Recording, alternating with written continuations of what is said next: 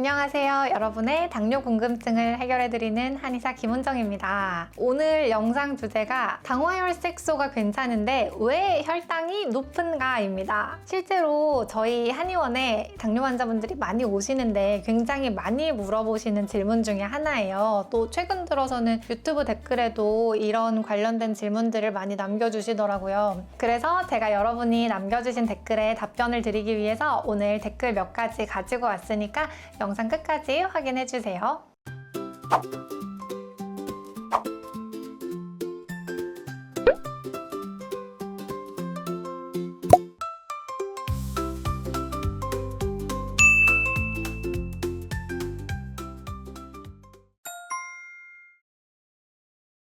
첫 번째 댓글인데요. 제가 읽어드릴게요. 미니다님, 저는 공복 90, 당화혈 5.2인데 식후 2시간이 라면, 면류 등등을 먹으면 170에서 190이 나옵니다. 식후 혈당이 좀 높으시네요. 경구 당부화 검사를 해봐야 할까요? 네, 이렇게 질문을 주셨는데 이분은 보면 당화혈색소는 5.2로 굉장히 좋고 공복 혈당도 90으로 아주 정상이신데 식후 혈당이 좀 많이 올라간다 이런 말씀이신 것 같아요. 이렇게 당화혈색소하고 혈당이 안 맞는 경우가 있는데 원인은 크게 두 가지로 볼 수 있습니다. 첫 번째가 밥 먹고 나서 혈당을 쟀는데 200이 막 넘고 굉장히 많이 올라가는 경우, 그리고 두 번째는 아침에 혈당이 좀 평균보다 높게 나오는 경우, 이렇게 크게 두 가지로 나눠볼 수가 있어요. 이거는 당화혈색소가 정상이라는 게 혈당이 정상이다라는 말과 같은 말은 아니거든요. 근데 이 오해에서 비롯된 것 같습니다. 이런 질문 물어보시는 분들이 되게 많아요.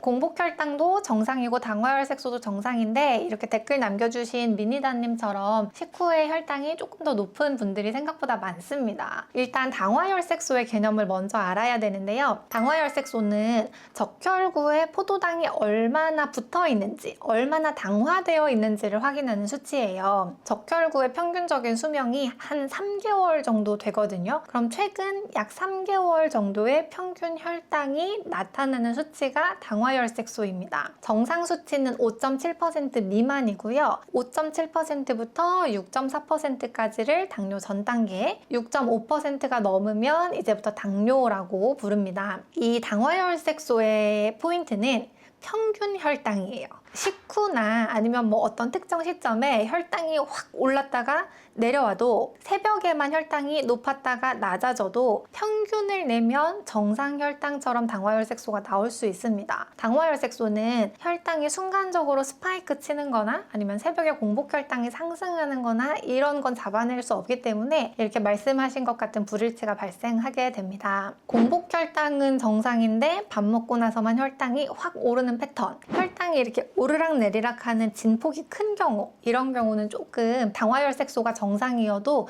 조금 위험할 수 있는데요. 평균을 내면 정상처럼 보여도 그 순간에 혈당은 계속 손상되고 있는 경우가 많습니다. 어떤 연구 결과에 따르면 간헐적으로 고혈당, 즉 올랐다 내렸다 하면서 혈당이 이렇게 많이 변하는 게 오히려 지속적으로 고혈당이 유지되는 것보다 혈관 내피세포에 더 해롭다는 연구 결과도 있어요. 즉 당화혈색소가 높은 것보다 당화혈색소가 낮아도 혈당이 심하게 오르락 내리락 하는 사람이 어쩌면 더 혈관이 안 좋을 수 있다고 볼 수 있겠습니다. 식후에 이제 혈당 스파이크가 생기면 혈당 스파이크로 인해서 산화 스트레스도 생기고 혈관 내피 손상이 되고, 그러면서 각종 심혈관 질환이나 뇌혈관 질환이나 이런 혈관 질환들의 위험이 증가할 수 있습니다. 그래서 이런 거는 당화혈색소만 확인해서는 알 수가 없고 연속 혈당 측정기를 확인한다거나 아니면 경구 당부화 검사를 한다거나 이런 걸 측정해야 확인할 수가 있습니다. 라면이나 면처럼 정제탄수화물이 많고 또 소화가 빠르고 이런 음식들은 또 혈당을 특히 더 빠르게 올리고 더 많이 올리죠. 식후 2시간에 170, 190이면 당뇨 진단 기준인 200에 이제 거의 가까운 수치여가지고 조금 조심하시고 신경 쓰시는 게 좋겠습니다. 경구 당부화 검사나 시펩타이드 검사를 한번 그냥 가벼운 마음으로 해보시는 것도 좋겠습니다. 혹은 이렇게 식후 혈당이 유독 높은 경우는 인슐린 저항성 초기 단계일 수 있어요. 이게 뭐냐면 인슐린은 분비가 정상적으로 되는데 인슐린 저항성이 조금 높아져서 세포가 잘 반응을 못하는 상태, 좀 쉽게 말하면 당뇨의 아주 극초기 상태라고 볼 수 있겠습니다. 인슐린 저항성 초기에는 식후 혈당 스파이크가 좀 좀 특히 잘 생기는 특징이 있어요. 보통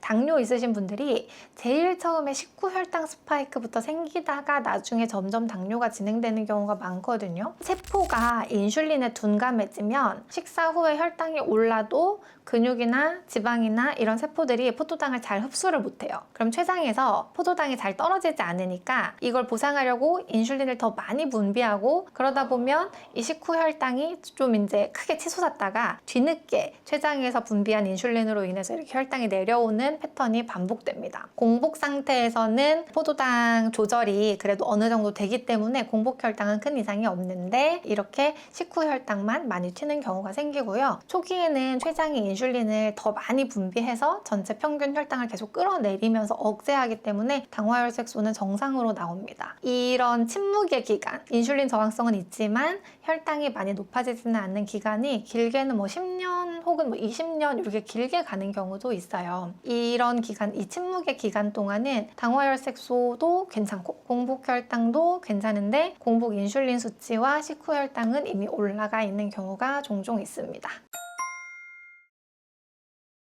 두 번째 댓글도 읽어보겠습니다. 정한규님이 적어주신 댓글인데, 당화혈색소 5.8인데 괜찮네요. 공복혈당이 133입니다. 당화혈색소 대비 공복혈당이 좀 높습니다. 유산소 운동을 일주일에 5,000칼로리 이상 하는데 의사가 유산소 운동을 하라네요. 운동을 엄청 열심히 하시고 당화혈색소도 좋으신데 공복혈당이 또 높은 케이스네요. 사실 여기서 운동량을 더 늘리기는 조금 힘들 것 같고 다른 방법을 생각해봐야 할 것 같아요. 생활관리를 조금 부족한 부분이 혹시 있는지 보시는 게 좋겠고, 당화혈색소가 5.8인 걸 보면 뭐 그렇게 나쁜 생활 습관이 있으실 것 같지는 않거든요. 이런 경우에는 뭐 다른 방법이 없으니까 한약 치료를 이런 케이스에서는 좀 해보시는 것도 권유드립니다. 한약 치료에 관심이 있으시면 1644-5178로 전화하시면 안내 받으실 수 있습니다.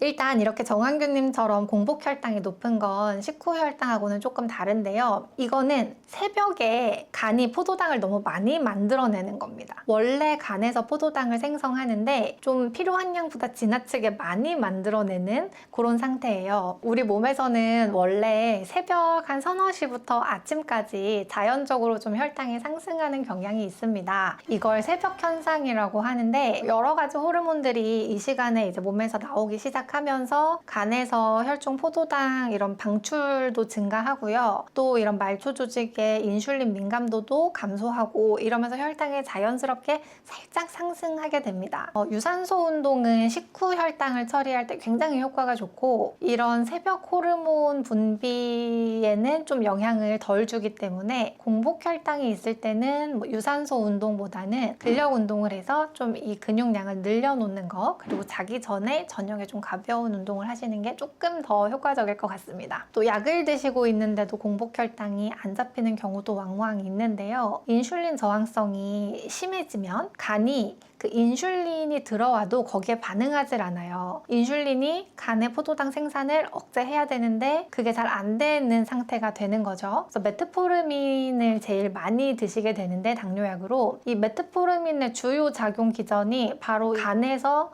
생성하는 포도당 신생합성을 억제하는 겁니다. 저녁 식사 시간이 너무 늦은 경우, 아니면 자기 전에 좀 탄수화물 섭취를 많이 하시는 경우에 공복혈당에 직접적인 영향을 주는 경우가 많아요. 또 공복혈당이 상승하는 주요 원인 중에 하나가 수면을 잘 취하지 못해서입니다. 수면 시간이 부족하거나 수면의 질이 낮으면 공복혈당에 좀 직접적으로 악영향을 줘요. 연구 결과가 여러 가지 있는데, 연구 결과에 따르면 뭐 하룻밤만 잠을 못 자도 인슐린 저항성이 20%가 더 악화된다, 이런 연구 결과도 있고요. 또 뭐 깊은 수면을 한 3일 정도만 억제해도 혈당이 20% 상승한다, 이런 연구 결과도 있었어요. 그래서 이 수면이 혈당에 되게 많은 영향을 미친다는 연구 결과는 뭐 굉장히 많이 나와 있고요. 또 수면 무호흡증도 역시 혈당을 올리고, 수면 시간이 너무 짧은 분들, 5시간 이하인 경우에는 당뇨 전 단계가 될 위험이 2배 높다. 이런 연구 결과도 있습니다. 그래서 수면 시간과 수면의 질, 이 두 가지를 잘 챙기셔야 공복 혈당을 잘 잡으실 수 있습니다. 그리고 당화혈색소하고 혈당이 이렇게 좀 매치가 안 되는 경우에 좀 예외적인 경우로 뭔가 특정 질환으로 인해서 안 맞는 경우가 있어요. 뭐 빈혈이 있다던가 이런 경우에 당화혈색소가 실제보다 더 낮거나 더 높게 측정되는 경우도 좀 있긴 합니다. 그래서 이렇게 공복혈당 혹은 식후혈당이 좀 유독 높은 경우에 어떻게 해결하면 좋은지 한번 간단하게 말씀드려보도록 하겠습니다. 식후혈당이 높은 경우에는 일단 첫 번째로 제일 중요한 거는 무조건 거꾸로 식사법입니다. 거꾸로 식사법은 채소, 단백질, 탄수화물 순서로 먹는 건데요. 제가 이제 환자분들 진료해보면 이렇게 식사해서 나물 한 입 먹고 고기 한 조각 먹고 그리고 이제 밥 먹은 다음에 거꾸로 식사법 했다 이렇게 생각하시는 경우가 있는데 이거는 좀 너무 약합니다. 채소도 좀 이렇게 한 주먹 정도는 따로 드시고 계란 한두 개 정도의 단백질 드시고 그 다음에 식사를 하시는 걸 추천드립니다. 그리고 두 번째는 밥 먹고 나서 무조건 운동하기. 좀 심한 운동이 아니라 뭐 가벼운 걷기 이런 것도 다 좋으니까요. 좀 운동을 해서 몸을 좀 써주시면 식후혈당을 좀 쉽게 잡을 수 있습니다. 정제 탄수화물을 줄이는 것도 엄청 중요하고요. 뭐 흰쌀, 뭐 밀가루, 설탕, 과자 이런 것들, 뭐 라면 이런 것들은 너무 정제 탄수화물 덩어리라서 이런 거 먹으면 식후혈당이 당연히 많이 올라가게 됩니다. 식후혈당이 많이 올라가는 경우에는 연속혈당 측정기를 사용하는 것도 한 방법이 될 수 있는데 이 연속혈당 측정기를 잘 사용하시려면 이거를 사용하시는 동안 음식을 여러 가지 먹어보면서 내가 어떤 음식을 먹었을 때 식후혈당이 많이 올라가는지 어떤 음식을 먹었을 때 식후혈당이 좀 덜 올라가는지 이걸 파악하시는 용도로 쓰시는 게 가장 좋습니다. 공복혈당이 높은 경우에는 저녁에 운동을 좀 하시는 게 좋아요. 아침이나 낮에 운동하시는 것보다 저녁에 운동을 하시는 게 공복혈당 개선에 조금 더 효과가 있고요. 그렇지만 너무 자기 직전에 운동하면 또 수면을 방해할 수 있기 때문에 한 자기 2시간, 3시간 전 정도의 운동을 끝내는 게 좋겠습니다. 그 다음으로는 저녁 탄수화물 양이 많다면 약간 줄이고 자기 최소 3시간 전에는 식사를 끝내고 3시간 정도는 금식하신 다음에 주무시는 게 좋습니다. 그리고 체중 감량을 좀 하시는 게 좋습니다. 정상 체중이면 안 하셔도 되고요. 만약에 정상 체중 이상이라면 살짝만 체중 감량을 해주셔도 좀 혈당이 떨어지는 경우가 많습니다. 특히 지방간이 있는 경우에는 간의 인슐린 저항성이 더 높아지기 때문에 지방간이 있으면서 비만이라면 반드시 체중 감량을 해주셔야 합니다. 그리고 수면을 잘 취하셔야 되는데요. 수면은 수면 시간, 수면의 질 두 가지 다 중요합니다. 특히 수면 무호흡증 있으시면 이거 적극적으로 좀 검사하고 치료 받아보셔야 되고요. 수면 무호흡증 치료하면 공복혈당이나 뭐 이런 전반적인 혈당이 좋아지는 경우가 많이 있습니다. 규칙적인 수면도 중요합니다. 맨날 비슷한 시간에 자고 비슷한 시간에 일어나는 것, 규칙적이고 질 좋은 수면, 충분한 수면을 취하시는 게 또 굉장히 중요한 포인트가 되겠습니다. 오늘 되게 많은 내용을 말씀드렸는데요. 좀 더 도움되실 수 있도록 3줄 요약해서 드리겠습니다. 첫 번째, 당화혈색소는 평균이다. 식후 스파이크와 새벽 공복혈당 상승을 숨길 수 있다. 두 번째, 수면의 질이 낮으면 혈당 조절 능력이 떨어진다. 수면 관리 역시 혈당 관리이다. 세 번째, 당화혈색소만 보지 말고 식후 혈당과 공복혈당을 직접 확인하자. 마지막으로 당뇨 편지에 대한 설명드리겠습니다. 당뇨 편지는 신청하시는 모든 분들에게 무료로 보내드리는 혈당 관리 노하우입니다. 당뇨스쿨 의료진이 직접 작성한 내용을 신청만 하시면 매일 아침 문자로 보내드립니다. 꼭 신청하세요. 1877-8125로 전화하시면 자동 신청되고요. 고정 댓글에 있는 링크를 눌러서 신청해 주셔도 됩니다. 마지막으로 당뇨스쿨에 매주 3개씩 업로드되는 당뇨스쿨 영상 꼼꼼히 챙겨보기 힘드셨죠?